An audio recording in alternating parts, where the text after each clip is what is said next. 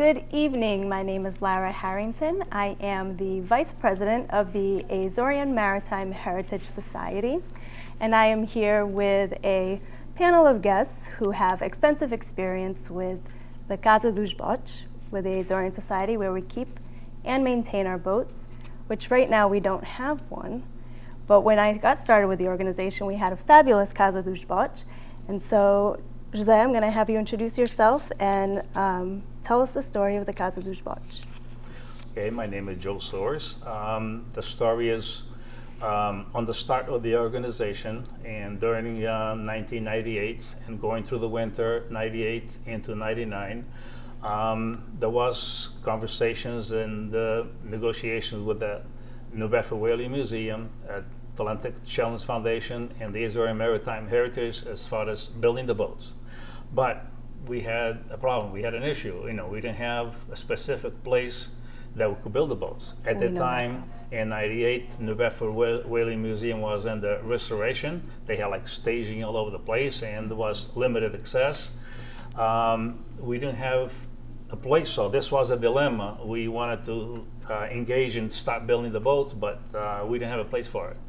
So in the March meeting of 1999, I just happened to ask Ann Brangle, the director of the museum at the time. They had what they call the upper parking lot. I used to see 4 or 5 cars there, but not much action on that parking lot. So I asked Ann, well, what do you do on that?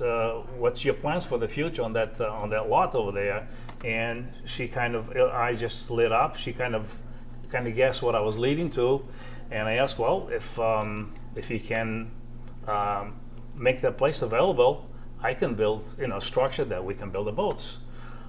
Then it became what kind of structure, how was it? So in essence, she wanted to see a sketch or what I would do, what I could build. So the same day I went home, I made a sketch, schematic, sent it down. 2 days later, I had a go-ahead to build the Casa dos Botes. We did need some materials for that, so we reached out to the community trying to get some materials, someone that could donate. We approached Joe Delgado from DBS, and for that meeting it was myself, Tony Cabral, and Manny Ranco, and Joe donated some of the lumber, part of the lumber for the Casa dos Botes. So with that some material in hand, and then we went out. I bought some other material, and in April of 1999, we built the structure that was a little primitive at the beginning. It wasn't quite what you saw later on, because that Casa dos Botes was moved to the lower parking lot. You probably came familiar with it when there was a lower parking lot, but it was built in the upper section. Okay, I was not aware of that. Yeah. Okay. So. And at the time, we were already kind of pushing the idea of trying to build the boats. John Tavares came here in April of '99. We was able to kind of put together the bow and the stern, the stems, with the keel, and we did a launching of the keel for the first boat. There was the ceremony there. But that's how the Casa dos Botes came about. And then it was useful so in that year, in August, September, October of '99, we built the first boat, which was Fayal. And then the following April, May, and June, they built the second boat, which was Pico. Very nice. And so when did you move it from one parking lot to the other? That was already done later, more like 2009, 2010. Okay. They wanted to expand. They wanted to do some construction. They only needed that space at that time, so they relocated. I'm not quite sure really of the year. Could have been more like 2005, 2006. That was moved to the lower parking lot. Okay, and now was that boat, a Casa dos Botes, was it big enough to house all 3 boats or just the 2 boats? No. How did you house those boats? No, we stored, that structure was 28 wide by 48 long. It was enough to store the boats. All 3 And of later them. on, yes, we were able to store the 3 boats, and we had a little corner office at a time that we used as needed. Now, the boat Bella Vista is technically belongs to the Whaling Museum, correct? Yes. And Fayal and Piku belong to us. To Azorian Maritime Heritage. Okay. On the other segment, I kind of explained this. Daniel Thorne, the fellow from New York that sponsored the first boat that was built in Fayal, brought it to the U.S. Later on, he donated to the New Bedford Whaling Museum. So we can talk about it. How they grant us use of the boat, but it was So did the Whaling Museum ask for our involvement, or was that Mary Burnett? No, that was a partnership that we had. Okay, the New Bedford Whaling Museum, especially the director Anne Brangle, it was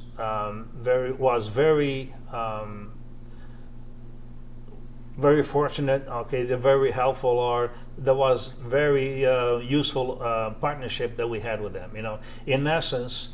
I don't think we could have built the boats without the partnership with the New Bedford Whaling Museum. Yes, that's how strong it was. Every time we needed guidance or certain things, funds that we applied, Anne Brangle and the New Bedford Whaling Museum, they were right there with us to help.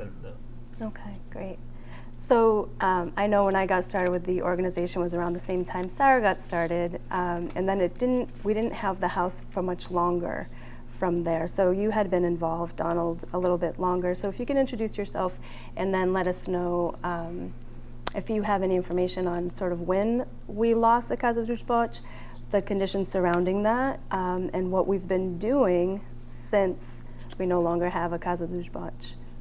Okay, my name is Donald Ray. I'm the president of Azorian Maritime Heritage Society, and I basically came in more or less around the same time, and the 3 of us. And I remember clearly the Casa dos Botes, and I remember when the president of Portugal came here and you went there. So, and I thought it was fantastic the way that it was downtown next to the Whaling Museum, the exposure that we got. Unfortunately, the Whaling Museum needed more space for more expansion, and without much notice, they basically had the Casa dos Botes destroyed, and that created a problem for us that we've been dealing with since then. Fall of 2013. It was right after we hosted the International Regatta in New Bedford in September 2013. That was the last series of events, in which we got to do some pretty cool things. Yes. Like street party, block parties. Yes. During that regatta, that we got to host a clam boil in the Casa dos Botes on Water Street. But it was shortly thereafter that the demolition happened, which was so sad. Yeah, and that started that unfortunate part about we have no place to store the boats. We have been basically since then begging for a storage space. 1 year we actually had to store them outside, shrink wrapped outside, and that has taken a toll on the boats, and kind of deprived the proper maintenance of the boats. But with Sarah here and her drive, we are in a process of trying to acquire our own Casa dos Botes so we can go back to maintain the boats properly. And I'll let Sarah talk about how that came about, because she's definitely the mother of the new Casa dos Botes. So I'll let her talk about that. Go ahead. The driving force Yes. of the capital campaign. Yeah. So I remember I worked just down the street from where the old Casa dos Botes was, in the center of downtown, and I remember how much of a beacon it was, particularly during AHA nights when we could open up the big barn doors and people who were milling around downtown were able to walk by and see these boats in there, and naturally the Azorian Maritime community, we're pretty friendly folks, and so we're pretty good about anyone who would be passing by, they'd peek their head in, and it was like, come on in, come have a glass of wine, come see our great boats. And it brought a great energy to downtown. And so when that building had to get demolished in order to make way for the new wing of the museum, it was definitely a sad moment, but it was very, very clear that we need to find a permanent home where we are not just at the mercy of borrowing space or renting temporary space. In 2015, I'd say I was tapped to be the potential new president for the organization. And it was the same year my mother was in the process of passing away. And it was definitely my mother who ingrained the importance of remembering my Portuguese heritage. And I sort of continue to carry a flame of my mom at all times whenever I'm doing anything involved with this organization, because she was such a huge proponent of making sure that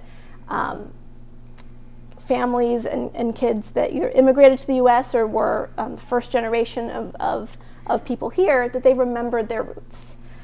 She certainly instilled that in me. And so as I was thinking about what kind of direction I would help bring the organization forward with, the thing that became absolutely most important to me during my term as president was finding a new home, figuring out how we could get these boats to a facility that would give the organization stability to be able to continue these boats well into the future. And so my background and leading up to that had included nonprofit organizations and fundraising and figuring out how to do feasibility studies and things like that. So I kind of approached this how I would approach it for any of my other projects at work. I'm like, okay, well, let's start with a feasibility study. Let's see what kind of options we have. And so we kind of started polling individuals. I remember bringing together the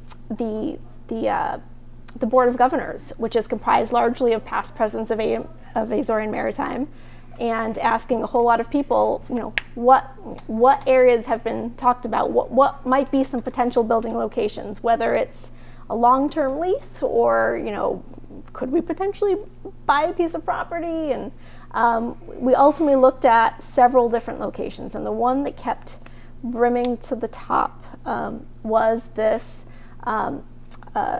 small piece of land, a little less than a half an acre, but in the south end of New Bedford, right next to Community Boating Center, where we currently row and sail our boats. So over the years, I forget exactly which year it was, but certainly by the time I came into the organization in 2012, we had been keeping our boats, leasing dock space from Community Boating Center down on Payton-Aram Avenue. And that was before they had their beautiful dock, and we had to use that rickety ladder from the rocks, do you remember that, to get into the boat. But before that, the boats were kept on a mooring, am I right?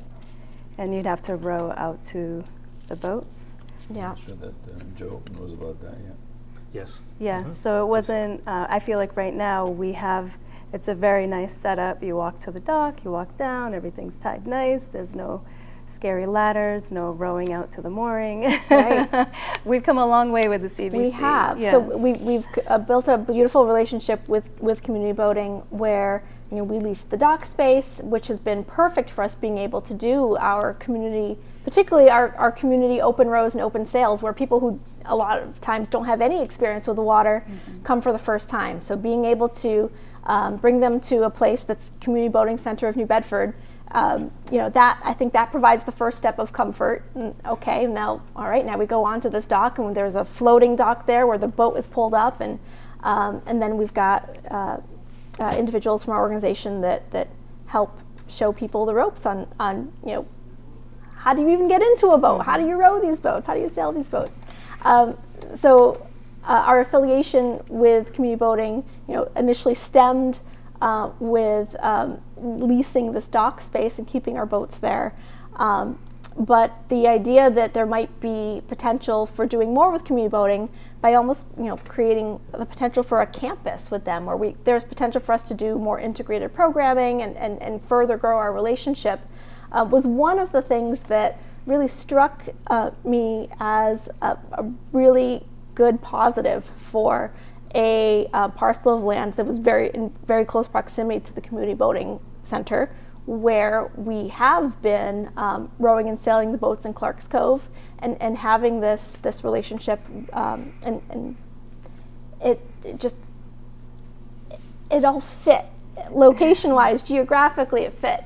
That particular location, this is a parcel land on Taylor Street. It wasn't downtown, so it didn't give the organization the greatest visibility like we had when we were right at the Whaling Museum in downtown New Bedford, but it did give us an opportunity to essentially take ownership of our own piece of land where we wouldn't have to worry about getting kicked off because there was a new wing that needed to be built for a building or something. It was a spot where we could have ownership of the land and construct a building that was dedicated to boat building, boat maintenance, and being able to get these beautiful Azorian boats the care that they needed to be able to make sure that the investment that the community has put into these boats in building them and taking care of them and getting people on the water, the only way that can continue is if there was dedicated space to be able to take care of them correctly, and give us an organization a home again as well, because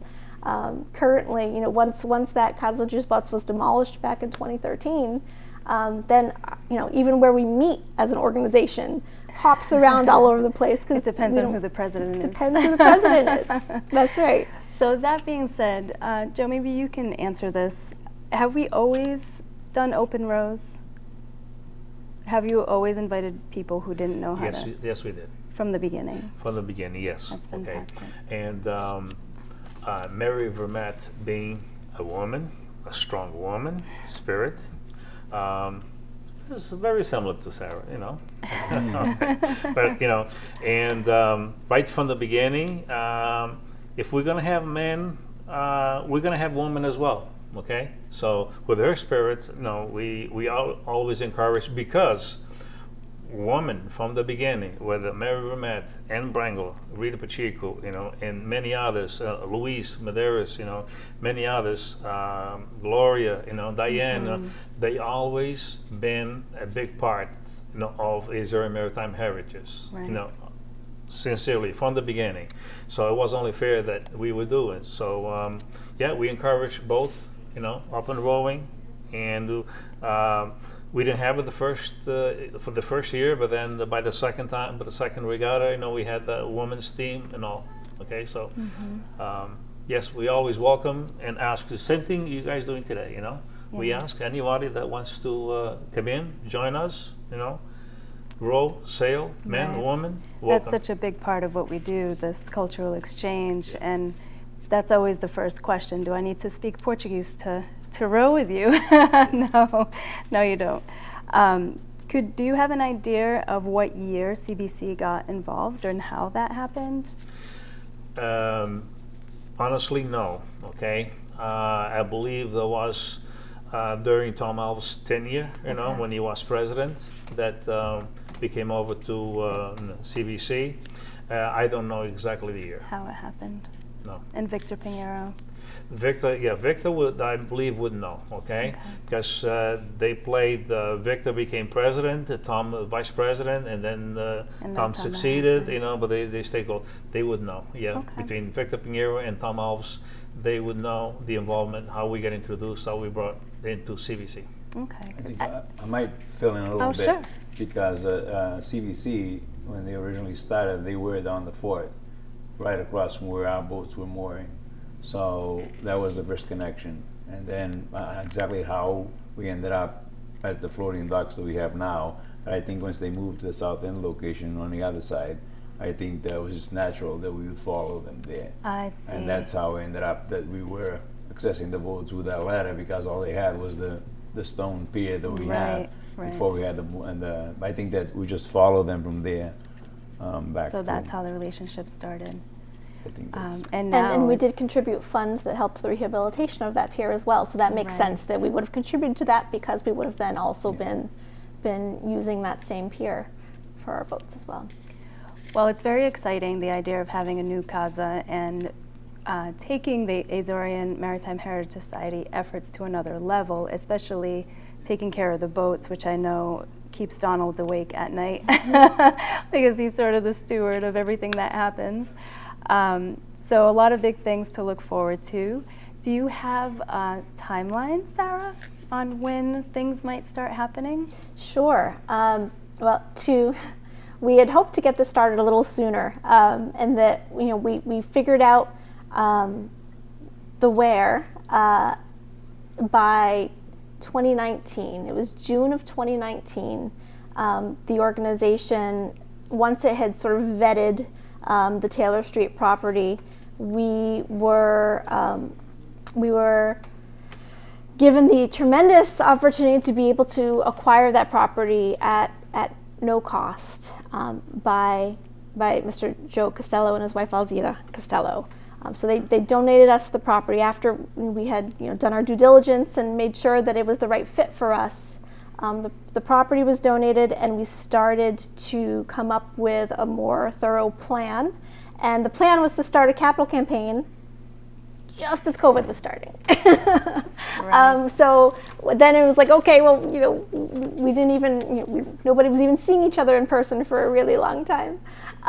So ultimately, we started back up with our fundraising plan and putting our idea out there to a variety of different foundations and entities that we thought would be receptive, and we have been very successful in that thus far. We have received some support from Daniel Thorne, from the Mass Cultural Council, has been a major investor, as well as the William M. Wood Foundation. So those began our first three major gifts towards the Casa Dos Botes, and so we're picking up speed, and are now we are actually working even more collaboratively now with the Community Boating Center, and are envisioning a building that will be jointly used by both of our organizations. And so we're in the process of finalizing that design and gathering the rest of those funds and getting the permits in place, so that we're hoping that by the end of next year we will have permits in hand to construct this building, and we're hoping for a groundbreaking before the end of 2023. That's amazing. Well, on that note, I want to thank you each for coming here tonight and speaking with me about a very exciting project that will hopefully allow us to do everything that we want to do as an organization and to stay as a prominent Portuguese organization in the community. So thank you for watching tonight. If you would like to learn more about the Azorean Maritime Heritage Society and how to get onto these beautiful boats, you can visit our website. Have a great night.